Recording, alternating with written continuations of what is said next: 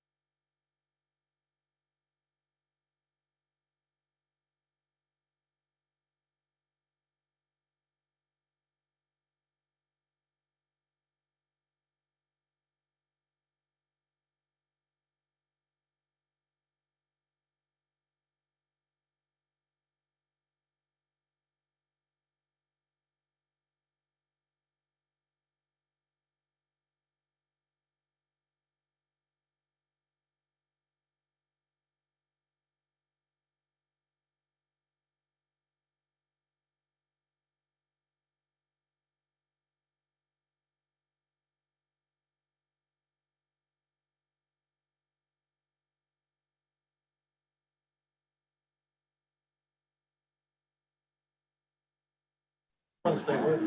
Yeah. Yeah,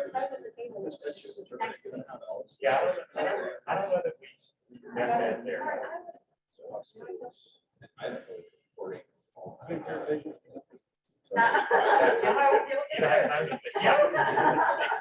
Beside you, you're just beside me. I know. Yeah, this help after the- yeah. One, I think I got it. Let me know what I can do. Okay. If not, yeah. Got it. Yeah, we can just, do you want to just roll?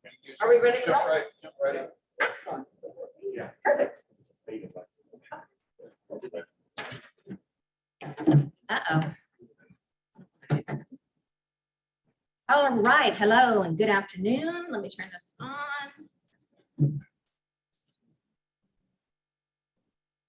Here we go.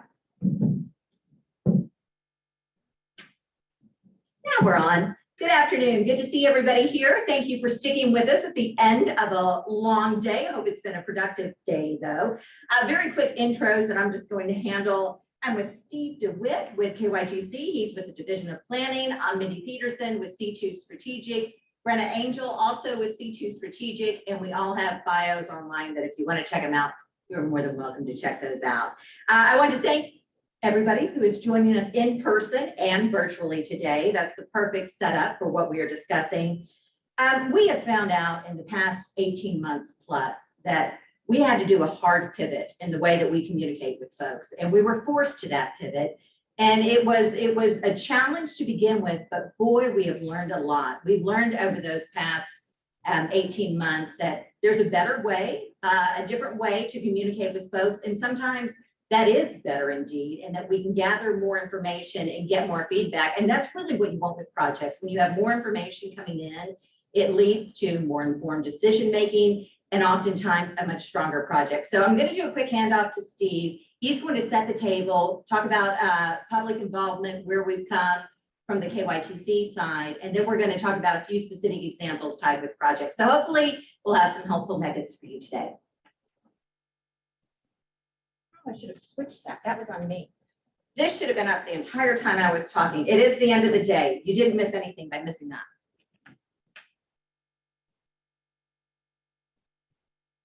Get myself out of my mask there. Yeah, thanks again, everybody. I'm Steve DeWitt with the Division of Planning. I've been helping. We've got a task force within the cabinet that's been working on virtual public involvement for the last year and a half. And so I wanted to share from the cabinet perspective some lessons learned and kind of where from the cabinet side we see us going from here. Last year at Partnering Conference, I talked in the big session about the development of some public meeting guidance and some guidance that was based on, it was called Public Hearing Guidance with the Virtual Component During Active Emergencies, blah, blah, blah. It was a very long title. We've kind of moved forward from that. We've tried some things out. We've seen what's worked, what hasn't worked. We spent a long time waiting for the pandemic to end. Consultants are probably very familiar with this screen. It's kind of, what's on tap. My friend Chris out in District 1 had a project that Breanna's going to talk about toward the end that just kind of sat on the list. And this wasn't necessarily all because of public involvement needs. There were some other issues to iron out, but we weren't able to move it forward to the next phase because in the latter times because of the pandemic. Very recently, we've been able to move public hearings forward. We had a different project out in District 1 in Ballard and McCracken that had a virtual hearing complete with reporter and asking questions and a presentation using a story map, which I'll talk about in a little bit. And to demonstrate kind of a hybrid approach that we really see the future of the cabinet going with both an online component and an in-person component, I'm going to talk about, now that Brian's in the room, I'm going to talk about our 7-445, the Jessamine Fayette Connectivity Study. Now, this is a planning study in, as it says, in Jessamine and Fayette County, that's looking at connections in that highly growing area that don't involve crossing the river, because we've gotten burned on that before.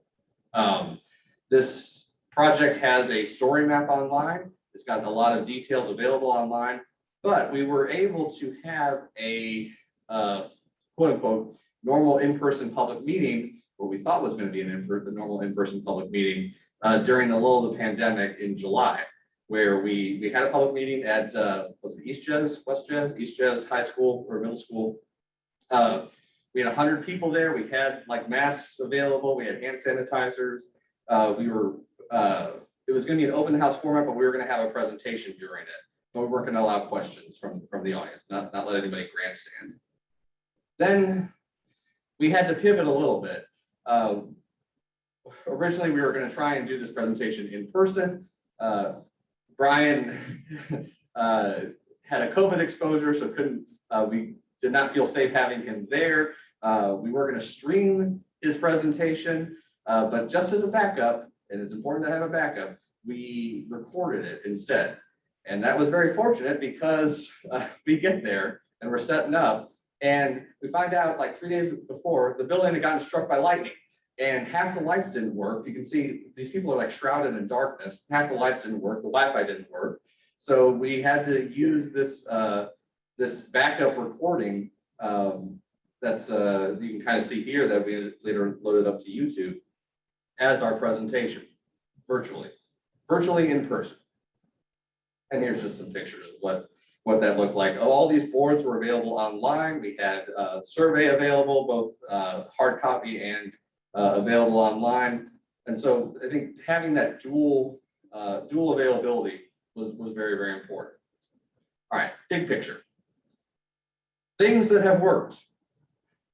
I think you've noticed every single project seems to have a story map now in ArcGIS. The consultants have a very high technical knowledge of ArcGIS and are able to create the story maps. There's a lot of information available as part of them. You can display what you want to display, but you can have all that backup information kind of behind it if anyone needs to delve deeply into it. You can link surveys to it. You can have overviews. The mapping stuff is very, very cool. I think that the story map piece of it is going to hang around for a very long time. We've had a lot of good luck with the USPS Every Door Direct mailers, which I think is going to be talked about here in a second too. I'm going to walk and talk for a second while I get my water. Your ability to reach a large mailing route of people, a targeted area of people for a relatively low cost, you're talking like 16 cents a postcard. It's almost, sorry.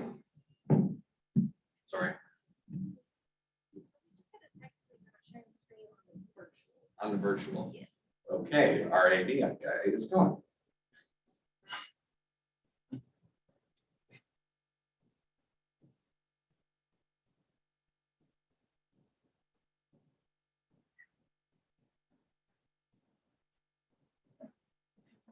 I have every confidence in you, Steve.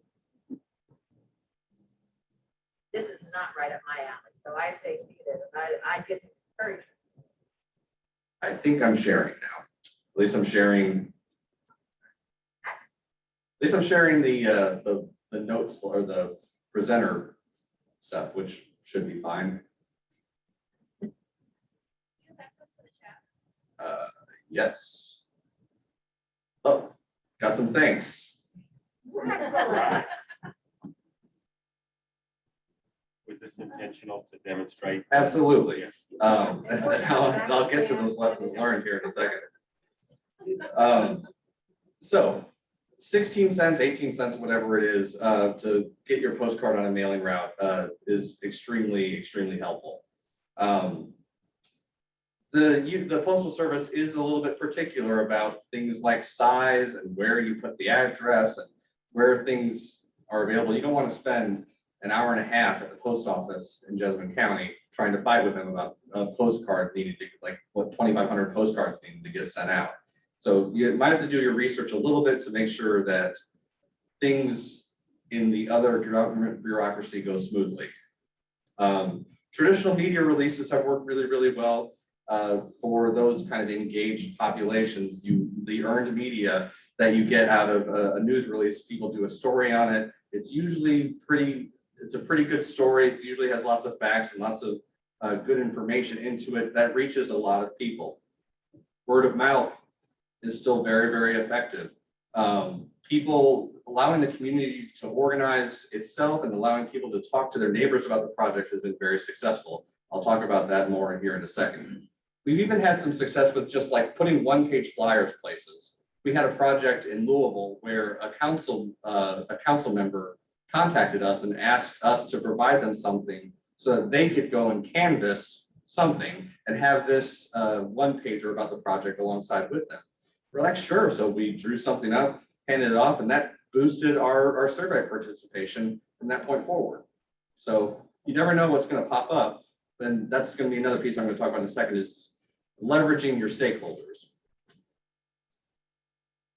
Okay, now this doesn't work.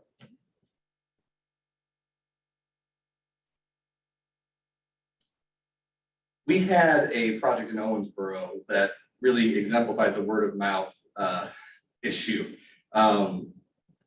We had this, it was a planning study. People really didn't like that we were doing this planning study, and they organized amongst themselves. We had almost 2,500 survey responses based on a planning study, which is kind of unheard of for this length of project. But it just kind of shows that when people get people caring about your project is a good way to get response out of your project. Hopefully it's not always just horribly negative. More things that have worked. The Facebook boost is so cheap to get so many eyeballs on a particular post or on a link to a survey. You're talking $30, $50 for thousands of eyeballs. Those have been very, very successful. And now stakeholder empowerment, basically not pushing off the responsibility on them, but utilizing that a lot of your local officials and a lot of council people, a lot of just community organizations also have digital distribution networks now. And so if you can find out who those people are, you can get in with them and put a little blurb in their newsletter that goes out to their constituents to attend your meeting or fill out your survey. And that also includes community organizations, even churches have been very, very promising. We've had a lot of good luck still using the variable message boards when they're not taken up by bridge closures or announcing vaccine locations. You put a phone number on there to get more information about a meeting. People can call it, take down where the Zoom location is going to be or how to navigate to it. We had a lot of success with that in District 3. I also mentioned some successes with NEPA. A lot of times I had heard at public hearings and at public meetings, the consultant staff and the project manager, the project team's time is taken up, eaten up by one or two people who are super engaged, and that you have to do a lot of chatting with to at least to inform them, help them understand what the project is about and what the benefits of the project might be, and be able to address their concerns. In a more virtual format or a time when you're kind of going to them or they're coming to you individually, you don't have your time monopolized by one group of people. You don't have this attention equity problem. You have more people coming to you, and you can spend the appropriate amount of time with each of them to get them all on the same page, instead of only listening to one person and kind of ignoring everybody else. The downside of this is that takes up a lot more time of the PM, and that time is at a premium. So it's just something to be aware of when these opportunities arise to talk individually with people. That is just a higher time constraint. We've had such great survey participation for a lower cost. Just being able to do this digitally and meet people where they are has been very successful. We've had great participation and engagement with consulting party meetings, which hopefully some of you guys attended the session in the third block that was about consulting party meetings with Patty and with Dave Waldner. Moving on to things that haven't worked so well. We still have difficulty reaching EJ populations. especially with online only outreach. It's a very hard group to penetrate your message toward, and you have to be very deliberate. You have to be able to meet people where they are and kind of get your hands dirty, get engaged with community leaders and find out who people in that community might be that can really help distribute the message effectively. You're not going to be able to just do it by scraping the surface with a council member, for instance. But it's hard to do and it takes time. We've also had an issue, I was talking to some other PMs, with people will still request hard copies of things. You can't really print off a story map offline and have it have all the information you need on there. People will want to be mailed copies of plans and be able to actually, get down in there and look at them. You have to, if you have exhibits available, people are going to want you to explain what they need. And so it's budgeting time for those kinds of things that pop up ends up being very important. Now, some lessons learned. Practice made perfect. You really need to spend the time running through things as you are going to do them, making sure that different devices work well, that everybody knows their role appropriately. It's important to have a backup plan in case something goes wrong, in case lightning strikes the building, making sure you can still get your message out there. It's important not to overburden your presenter with AV complications or having to manage the chat or having to moderate the Q&A. Let the presenter focus on presenting, and then from there have other staff working on the chat, making sure questions are getting answered, kicking out people. You don't want to kick out people, but dealing with some people who are not participating fully. And I guess that ties into planning for the worst. Know what you're going to do if things get a little bit out of hand, if people get really upset. Know what response you're going to have to various situations that come up. And it's important just to follow up with materials that you say you're going to follow up on. Get the Q&A posted as quickly as possible. Get the project maps or anything that if you've hidden anything until after the meeting, make sure that stuff gets posted in a timely manner. Even things like, we assume that we've been living through the pandemic for 18 months. Everybody knows how to use Zoom by now, and that's mostly true, but there's still people that aren't as familiar. So even you're doing a meeting, just make sure that people know where the chat is. People know how to add something to the Q&A, know how to participate. One slide goes a long way. More lessons learned. People don't read. You can write out anything you want to, but if it's in a wall of text, and I think you heard me say this during the proposal or the secretary's pool thing, it might get glossed over. So having your details kind of distilled, you can have that extra information available. If people want to navigate toward it, they want to click toward it, especially on the story map, I guess that goes along with simple is better as well. You can never do too much advertising for your public meeting in however many ways you think you can do it. You're not going to get the same participation just doing one avenue of presenting of advertising. Try and cast a big net, and more information can be provided online through a story map, through a different kind of survey, through just a whole lot of means that can never be provided on one of whatever 5 boards you have at a public meeting. So that's just one thing we've noticed, is that we can get a lot more information out there. And for sometimes engineers, we don't want any stone left unturned. We want to make sure they know what we know, so that nothing's being hidden. You can kind of do that a little bit better online than in person. Then just really quickly, a couple random things I'm working on. We don't have a good record keeping tool with public meetings and in different districts. What tools were used to advertise them, if they were hybrid, if they were virtual, if how many people attended them. There's no centralized place for that. You got to kind of sift through different public meeting notebooks or something to get there. So we might be able to have a form and some Power Automate tools that at least keep track of that a little bit better.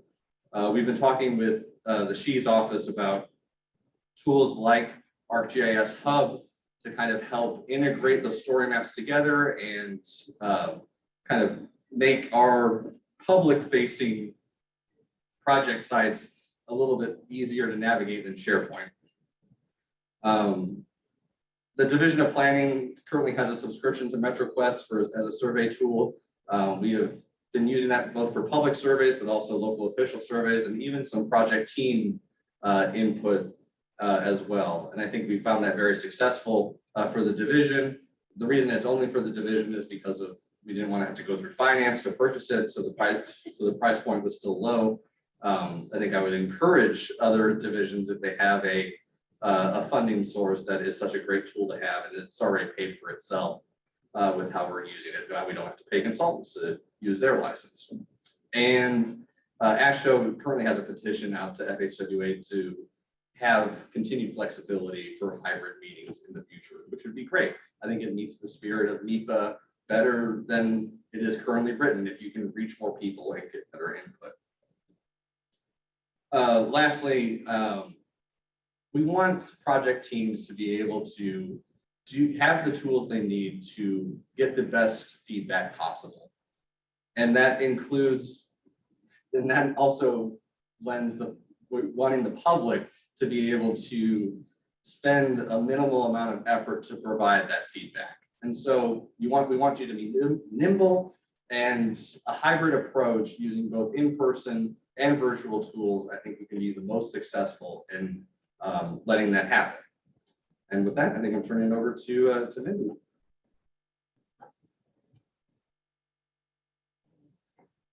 All right, we're going to bang through some information quickly. We want to get you out of here on time. And we want to keep the good information rolling. So as I said, people who don't know, Breanna and I are with C2 Strategic Communications. We're a public relations and marketing firm based in Louisville. We're celebrating 10 years there, 2 years in Indy, and we just opened our Lexington office that Breanna is anchoring. We have a heavy slant toward transportation, and transportation is my world. We really have a passion for transportation. I think that last line there kind of sums up. You guys are building the infrastructure. We're working hard, hopefully, to build that understanding and get those messages out there. This one I always joke about, it's a little bit like NASCAR, like you're getting ready to take a lap and you have everything there, but this just gives you an idea on some of the projects that we've been fortunate enough to work on. A lot of major projects up there that we're glad to be part of the team. A lot of lessons learned from some of these projects, and we're going to talk about a few of those specifics today. This picture is telling. So this one on the right is a public information meeting in February of 20. That was in Jasper, Indiana for Mid-States Corridor. We had over 600 people in attendance. That was in February. Then March happened, of course. So we have a picture here of a virtual meeting with I-69 ORX that was earlier this year. And then we had a hybrid approach that we'll talk a little bit more about. That's also an Indiana project called the Lloyd for You, but it truly was a hybrid approach. So we'll talk more about that. But that just gives you a quick look at where we've been over the past 18 months, because it has changed very, very quickly. Let's start with I-69 Ohio River Crossing. Anybody who follows that project, you know it's a big one, and it's been a long time in the making. That's going to be the final connection with that bridge that will connect Henderson and Evansville. And big news is coming on that front. We are so close to that FEIS and ROD. So close as in days away, happening, news is coming, so all of those things. But we had not communicated with stakeholders and with the public in that area since late 2018. We released the DEIS. We went to the public with hearings in early 19. Then a lot of work was happening behind the scenes. We had news to share earlier this year. We didn't have a great environment to share it in. We were still in the midst of COVID, and we really wanted to be careful how we had people engaged. And so we said, well, we have to do it in a virtual way. We went with a Zoom platform, a lot of control. If you're looking at platforms and trying to decide which one makes the most sense for your virtual meetings, Zoom is a good one. As I said, you have a lot of control there. And then we were talking about all the ways to get the information out there: emails, texts, the media releases, as Steve said, the earned media. It's very valuable. Newsrooms don't have a lot of folks that are staffing those right now. And there's always a push to get out information. If you write a strong, concise news release and send that out, there are a lot of times that's going to be printed verbatim, or it's going to become the outline for the story. So you're telling your narrative. That's a big plus. So take advantage of that. If you are using social media, which is an easy channel to share information, target that audience, promote the post, spend $20, as Steve said, and put hundreds or thousands of more eyeballs on it. Target the area where you want to share that information. Keep that content looking fresh. Other things that we did, we sent postcards to EJ areas and just sent these out to the homes to make sure that they were aware of the public information meetings. Also, we wanted to make it easy.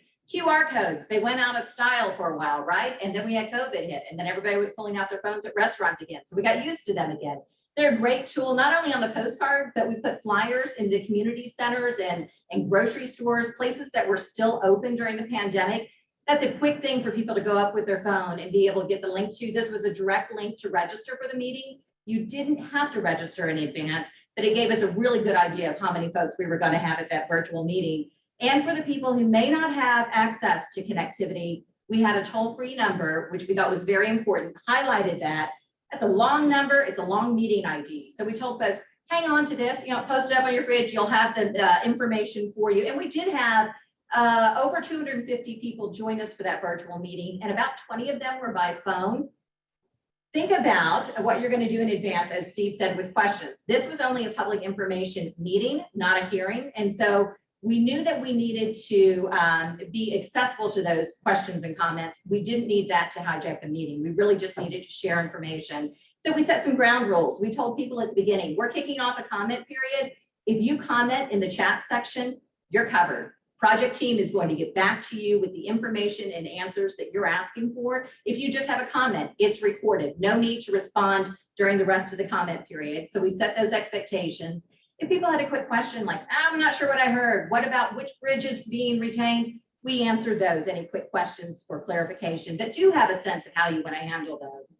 Also, the big advantage of going virtual, you can get those documents up on the website. You can push people there through social media. So the very next day, we had a recording of the meeting available. We had the handout, we had maps, make the information easy to find. If you're going to post it on the website, this sounds really easy, but do a scroll, do a banner ad, do a pop-up on your homepage so it looks different and people know they're looking for information. This is one that we're going to walk through very quickly. As I said, it is a Southern Indiana project. This is in Evansville, where NDOT is investing more than $100 million to improve the Lloyd Expressway. But what was interesting is it's a brand new project. Numbers were tapering down. This was in April of this year. And we said we could do something in person with the hand sanitizing stations, with a lot of precautions in place. So we chose to go virtual first because we really did want to keep down the in-person. Think about where you are at the time. If you're doing a hybrid approach, virtual on the front end may be a lower crowd at the in-person, which is fine. You can still have a good meeting with lower crowds. If you follow up with virtual in a different environment, that gives people a chance to come to the meeting. They can become your champions in sharing information and telling people, oh, you didn't get to this meeting? That's okay. We have a virtual option later this week and they can share with friends and family. So think about how you're framing those. One takeaway here, I said it doesn't reflect great in this picture because this was after the meeting, but we did not do, as Matt knows, we didn't do any folks at the board. We didn't want to encourage crowds. We were still at an area where it was real sensitive and we wanted people to be comfortable. We took all of the information, and it was a lot because there are a lot of intersections where people wanted to see. We printed it all. It was a very robust handout. People had basically the boards in hand, and then we didn't staff project team members there. We had information stations, and people could line up and feel like they had some room and ask questions. That's a good tip that may even work better when we are not in COVID times, just to give people a little bit of a spot to queue up and not having people clustering around boards. This is an example of an educational video. I'm not going to play it because of the time and where we are right now. But when you're talking about alternative intersections and median U-turns and boulevard lefts and terms that don't mean a lot to people, think about the tools that you're using to explain those stories and the visuals you're using. So there are some video examples up on the Lloyd for You website, but we won't share that today. I'll play right through that. One last nugget that I want to tell you on this front. We were looking at, the project team was looking at some areas where they thought, some closures might make sense here. This is long corridor. These are not high access closure areas. These are some areas where they looked at it and they said, safety is an issue. Let's see what people think. This was after the meetings, so we didn't have a vehicle there. And we said, well, let's put together a very short questionnaire. And we made it short and simple, and we had a visual, and we pushed it out on social media. and we promoted it. We asked really two questions. Well, we asked, how are you using the Lloyd, how often? But then we said, do you think a closure in this area would improve safety? And we went through the checklist of all of the locations. Would you support a closure at these areas? And we went through the checklist. We had 1,500 people respond, which was a great sample size in just a month. An overwhelming majority said yes and yes. And that's the direction the project team is leaning. So the takeaway here is think where the project is headed and think about what you can do on the communications end to support that. So when the project team is ready to talk more about this later this year, we have this information queued up, ready to go. We've already gone to the public and the public has said, thumbs up, it's probably a good idea. So think about those opportunities that you can frame up. Email, text blast, all of those things, super easy, low cost, keep it very easy to digest nuggets, keep it fresh, good visuals, don't inundate people. If you give them good, solid information, they will open it up. We're very fortunate with our projects. We see an open rate of around 35 to 40%. That is high. Industry standard is about 14%. We're putting out good content and we're not putting it out too often. So find that sweet spot. Social media, great tool. Vary it up, lots of visuals, video, make sure it's good content and it's going to work for you. And with that, I'm going to hand it over to Breanna for some more examples here. Okay, and I will make this quick because I know we are coming to an end and So I'm going to talk about what Steve touched on with the bulletins. That was Lyon and Caldwell counties. We are calling this part of this project 641 Connect. It's 9.2 miles of widening and realigning US 641 in Western Kentucky, Lyon and Caldwell counties, Eddyville to Fredonia. A little bit of history about this project. KYTC actually had it's been several years, 15 plus years that they've been working to find an alternate route for this highway because of safety, mobility, all the reasons. C2 was brought in to actually do crisis communications a couple of years ago because the judge executive in Lyon County had actually developed his own website, his own video, because he had his own preferred route. And as you can imagine, it did not align with all of the years of research and planning that KYTC had been working on. So there was a little bit of a crisis situation. We were called in. Thankfully, most of that's been resolved, although it's still a little contentious down there. There's 3 judge executives meeting on Friday about this. So, but as you can see, this red line is, and there's a little bit of a dip there where it's changed. The preliminary preferred alternate was presented at a public meeting in 2019. And then in July, we had a virtual public hearing for the preferred alternate for 641. We had to meet a few needs and we took the approach that honestly we would take, even if this was an in-person outside of COVID, there were things we had to do. One was to share the preferred alignment. And for this one, given the project history, we decided to develop a brand name for this project, 641 Connect. That's to differentiate it from some of the other projects along the 641 corridor. Callaway County has had a 641 project, and also there had been a previous 641 to the county just north of where this is. So there's Lyon, Caldwell, and then this also touches Crittenden County, where you go from Fredonia to Marion, and that's important. You'll see here in just a minute.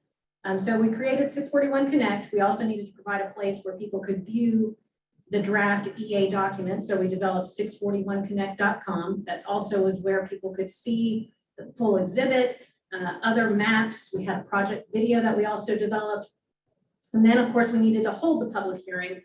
And this was summertime. And as Stephen and Mindy have discussed, we discussed too with our project team, is this going to shift to in person? And thankfully we were able to do it just virtually. We did do it via Zoom, and thankfully everything went really well.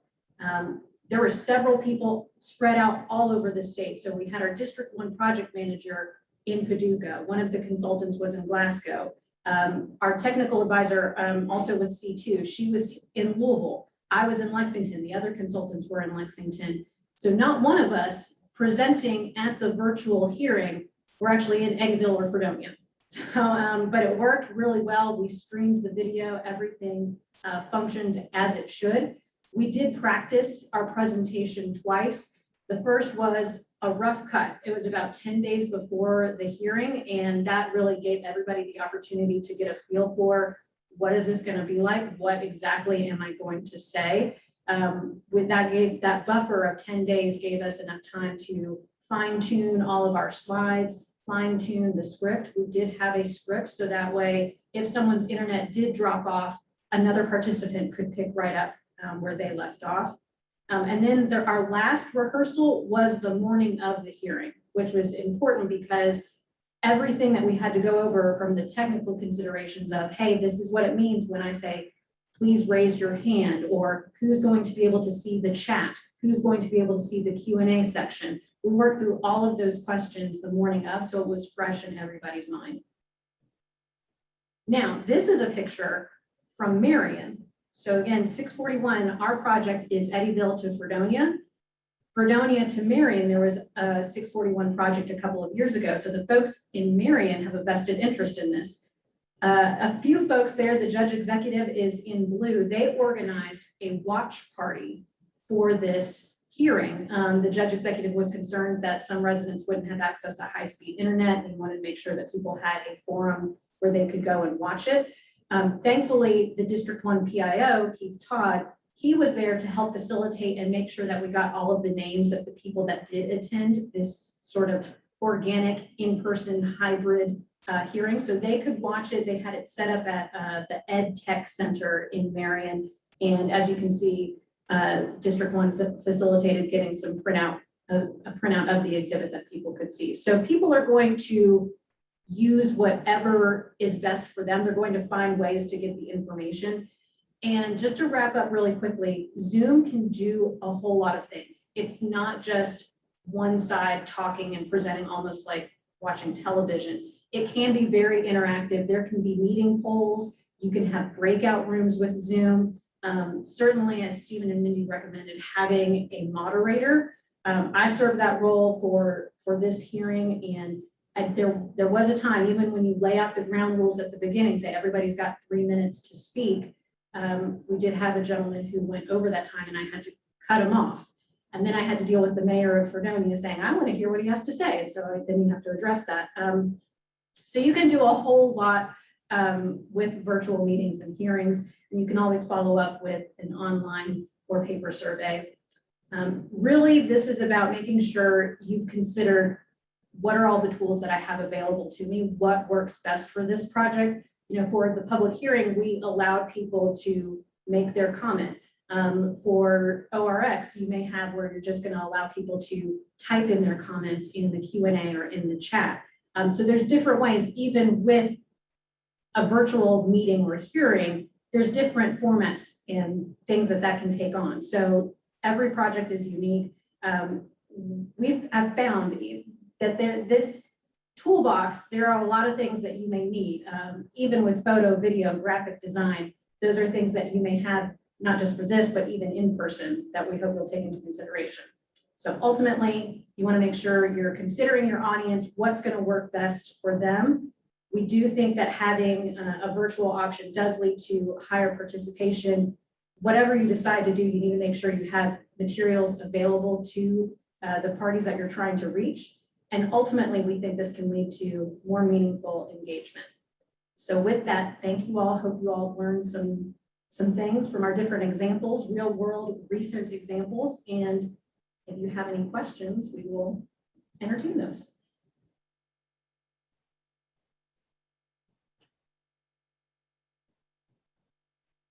All right. Well, thank you all very much. It's been a good day, I hope, for you also.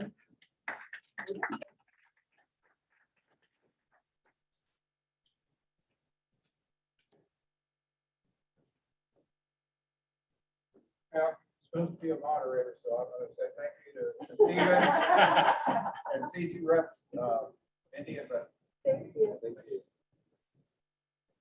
We all downstairs. Anyone know what 5? I think it says 5, but I think it's 6.